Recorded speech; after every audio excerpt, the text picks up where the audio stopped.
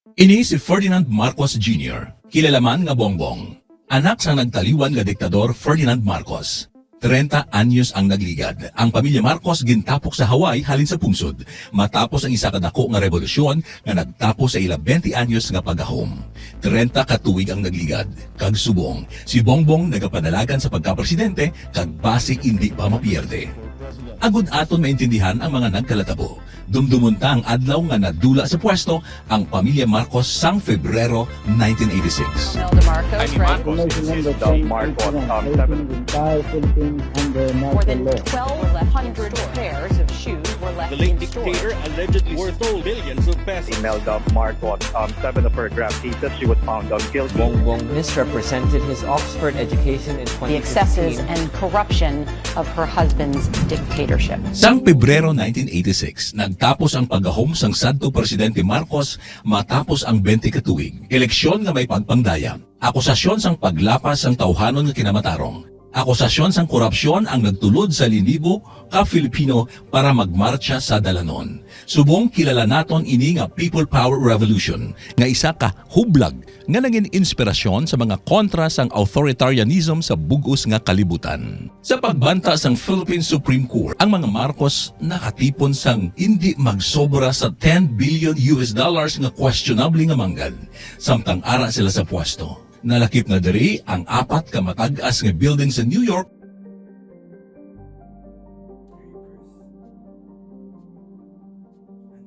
Isa ka mansyon sa higad sang baybay sa Long Island nga nagalapad sang 8.2 acres. Koleksyon sang paintings sang mga artists nga kanday Monet kag Picasso. Masobra 50 ka mansyon sa nagkalain-lain nga lugar sa Pilipinas. $680 million nga natukiban sa ila Swiss bank accounts. $1 million nga mga propiedad sa Texas, New Jersey, Hawaii kag California sa Estados Unidos. Kasal sang iya bata nga si Irene nga nagabalor 10.3 million US dollars. Mga alahas ni Imelda nga nagalabot sa balor nga 21 million US dollars. Ang masobra nga paggasto ni Imelda sang 4 ka milyon ka dolyares para magpamakal sang iya gamit sa New York. Bisan ng Estados Unidos, nag-akusar kay Marcos sa pagkuha sang pondo nga donasyon kuntani para sa mga Filipino, mga ginpanginwala nga bank accounts, kag mga kaduda-duda nga election funds, kag madamo pa nga iban. Samtang ang mga email sa Pilipinas nagsaka sa 20% ang inadlaw nga sweldo sa mga mamumugon naganubo nga naganubo. Ang presyo sang kinahanglanon nagsaka sa makatatlo ka beses kag ang utang sang pungsod nagsaka man sa 77 ka beses. Masobra sa 3 billion US dollars pa lamang ang natukiban sang PCGG sa mga questionable nga manggad sang mga Marcos. Sa ila panggahom may araman nga isa kagatos kalibo ka kaso sang paglapas ng tawhanon nga kinamatarong dala na ang pag-aresto sa mga tawo nga wala sing sala, pagsakit kag pagpatay sa ila. Madamo ang naghuna-huna nga amo na ini ang katapusan sang mga Marcos kag ila nga ambisyon sa politika. Apang 5 pa lang katuig matapos ang pagtapok sa iya sang tuig 1991. Si Imelda Marcos gintugtan nga pabalikon sa Pilipinas para magpangatubang sa masobra 60 ka kaso nga kriminal kag sibil. Sa iya pagbalik, ginabi-abi siya sang iya mga taga-suporta. Madamo ang nag-uyat sa mga mensahe kaangay sang Imelda, we love you. Sang 1992, isa katuig matapos siya magbalik, si Imelda nagpasa sang iya kandidatura para sa pagka-presidente. Suno sa iya, sala ang direksyon sang gobyerno nga Aquino. Napierde si Imelda kag nangin ikalima sa 6 ka mga kandidato. Ang nagdaog amo si Fidel V. Ramos, isa ka persona nga nangin instrumento man sang People Power Revolution. Ang mga Marcos hindi lubos nga napaslawan sa nasambit nga eleksyon kay si Bongbong nakakuha sang pwesto sa Kongreso sa Ilocos Norte. Ila natawhan nga banwa kag ila baluarte hasta subong. Isa katuig ang nagligad kag 4 katuig halin sang pagkamatay ni Marcos. Samtang siya gintapos, ang anay Presidente Ramos nagpasugo nga ang iya bangkay mabalik sa Pilipinas. Samtang ang iban nga lugar sa pungsod, wala man nagsapak sa sininga pagbalik. Ang mga loyalista ni Marcos halin sa iya probinsya naghatag sa iya sang pag-abi-abi nga daw siya isa ka baganihan. Ang iya lawas na sulod sa kristal nga suludlan kag ginhamyang sa Marcos Museum sa Ilapuluyan sa Ilocos Norte. Nagsiling si Imelda sa mga reporters nga ang bangkay ni Marcos igahamyang didto tugtob nga ang gobyerno magpati sa iya ginahingyo nga paglubong kay Marcos sa libingan ng mga bayani sa Manila. Sa 1995, ang pamilya Marcos nagpadalagan. Si Imelda naging congresswoman sa iya probinsya sa Leyte. Ang iya pagdaog wala nangin makakilibot bangod sa impluwensya sang iya pamilya.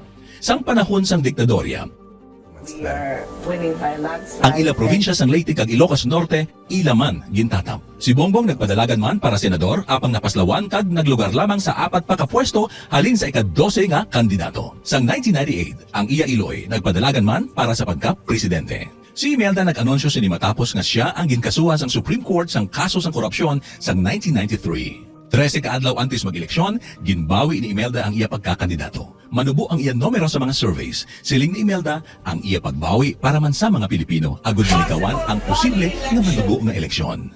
Sa amuman nga eleksyon, ang iya mga bata nga sanday Bongbong kag Aimee nagdaog sa gihapon sa Ilocos Norte. Siyam katuig ang nagligad sang 2007. Si Bongbong naging congressman sa Ilocos Norte matapos niya makompleto ang 3 ka termino. Ang pinakamalaba kag ginapahanugutan nga termino sa pagka-gobernador. Sang eleksyon sang 2010, si Bongbong naging senador. Ang nakuha nga pinakamataas nga pwesto sang mga Marcos halin sang People Power Revolution. Gingamit ni Marcos sa iya kampanya ang iya nga mga kuno inobrahan sa Ilocos Norte samtang ginpanginwala niya ang mga krimen sang iya ginikanan.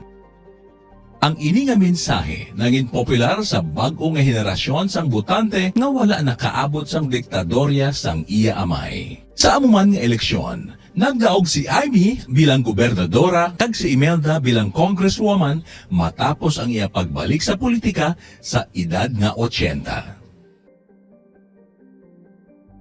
Sang 2013, sila nga duha nagdaog liwat sa amuman gihapon nga mga posisyon. Kag sang 2016, si Bongbong nagpadalagan para sa pagka-vice presidente apang napierde kay Leni Robredo sa boto nga 263,000. Naging kontrobersyal ang ini nga kampanya. Sala nga ginanonsyar pa ni Marcos na siya nagtapos ang iya. Got my diploma in Oxford, di ako nagtapos sa Wharton. because- Inigin panginwala sang Oxford. Sila naghatag lamang sang special diploma kag hindi ini formal nga degree. Matapos mapierde kay Robredo, si Bongbong nagreklamo kag nagprotesta nga ginaaligar siya gindayaan. Ini naman ginpanginwala sang Supreme Court matapos ang 5 ka tuig. Bureau has unanimously dismissed the election protest filed by defeated Vice President. Sa siniman nga eleksyon, nagdaog liwat si Imelda kag si Aimee sa ilang nga mga posisyon sa Ilocos Norte. Pila ka bulan ang nagligad, ginpahanugutan ni President Duterte ang paglubong sang bangkay ni Marcos sa libingan ng mga bayani. Ini pagtuman sa 13 ka tuig nga luyag ni Imelda. Ang paglubong kay Marcos gintago pa sang pamilya Marcos sa publiko.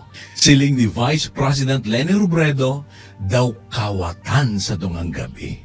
Ang ini nga hitabo liwat nga nagpila sa mga biktima sang martial law kag nagdulot sang madamo nga pagprotesta sa pungsod. dark age in Philippines succeeded in revising the history of the Philippines. The protesters succeeded in Hindi nangyari.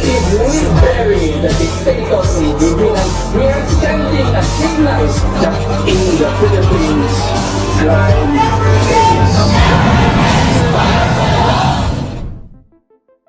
Sa 2019 nga eleksyon, si Aimee nangin ikaduhang nga Marcos na nag-angkon sang posisyon sa Senado. Senator-elect in the main Ang ila kampanya nangin kontrobersyal man. Salaman ang iya mga gindeklarar nga tinapusan nga eskwelahan.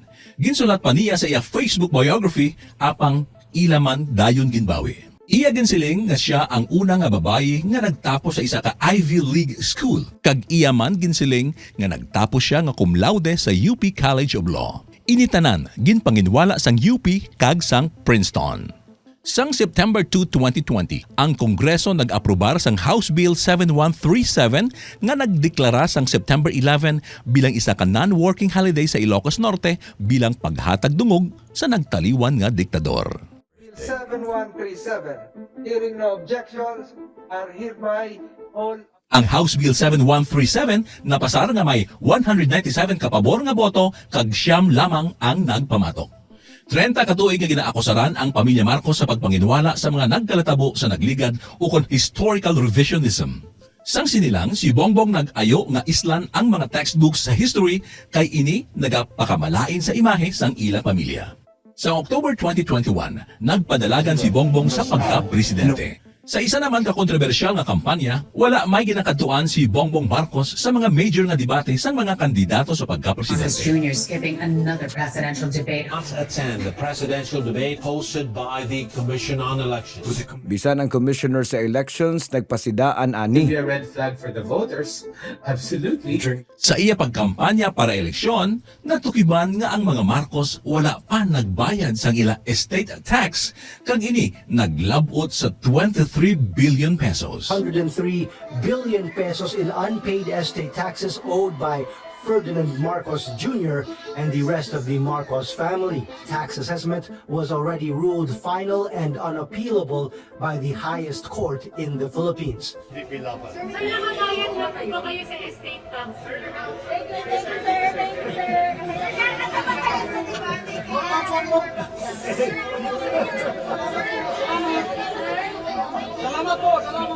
Ini hindi una nga beses nga pagpanginwala sang mga Marcos sa ila balayran nga buwis. Sang 1995, napamatbatan si Bongbong sang failure to file income tax returns halin sang 1982 hasta 1985. Ukon ang iya wala pagbayad sang buwis sa nasambit nga mga tinuig. Apisar sinitanan, si Bongbong nagapanguna gihapon sa survey nga may 56% kaboto kontra kay Vice Presidente Leni Robredo nga may 24% kaboto. Si Robredo nagalagas samtang nagalapit na ang eleksyon. Ang pamangkot ara man sa gihapon. Nalimtan na bala sa mga Pilipino ang nagkalatabo sadto? O kung ginatugtan naton nga matabo ang siling nila nga pagliwat-liwat sang aton maragtas.